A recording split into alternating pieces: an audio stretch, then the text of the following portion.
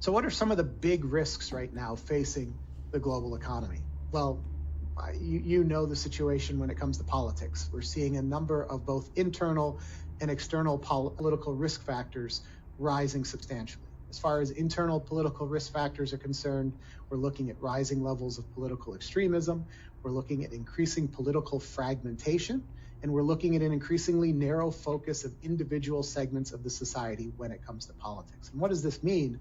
This means that governments are increasingly finding it difficult to focus on the serious economic, political, environmental, and social challenges that their countries are facing and that the world is facing.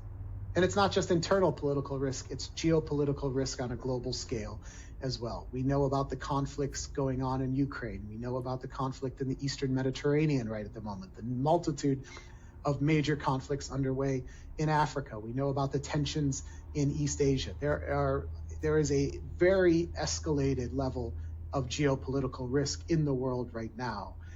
Many of these flashpoints that you see on this chart have the potential to be highly disruptive to the global economy. So far, they haven't been too disruptive. Of course, the Russian invasion of Ukraine did have disruptions for the global economy. The Houthi attacks on shipping at the mouth of the Red Sea have had an impact on some economies, but the potential impact of some of these flashpoints is significantly greater.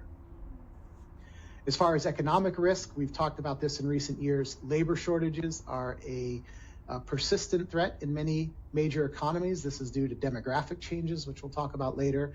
Now, so far this year, we've seen unemployment rates rise in many major economies, not substantially, but they have ticked up a little bit. You can see the United States at 4.2%. You can see Germany at 6%. These have trended upwards.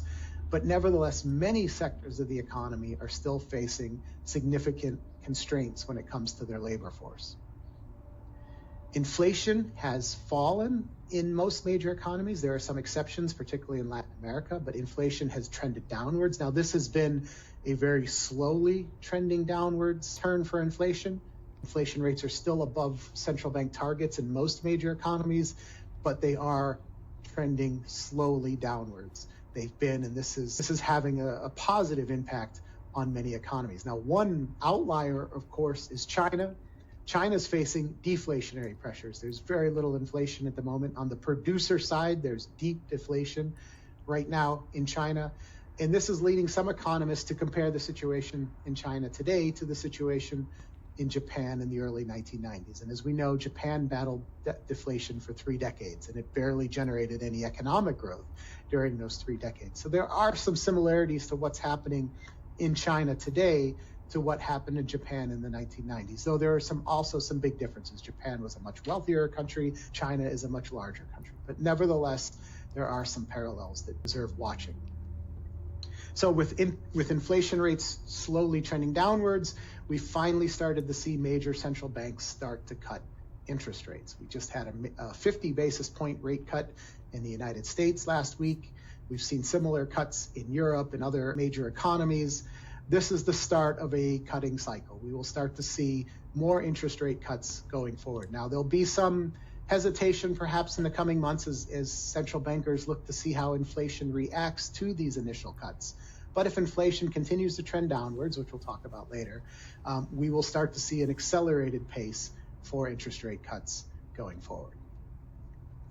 Of course, one issue that's been weighing on many economists' minds is debt. Debt has been rising. It rose substantially at the height of the COVID pandemic. It's fallen a little bit, but it's starting to pick up again. And this is going to be a significant factor and a significant risk to the global economy. And it's not just public debt. Public debt, of course, is a major problem, but it's also private sector debt. We've seen that manifest itself most notably in China, where private debt has had a major impact on many sectors of that country's economy, most notably the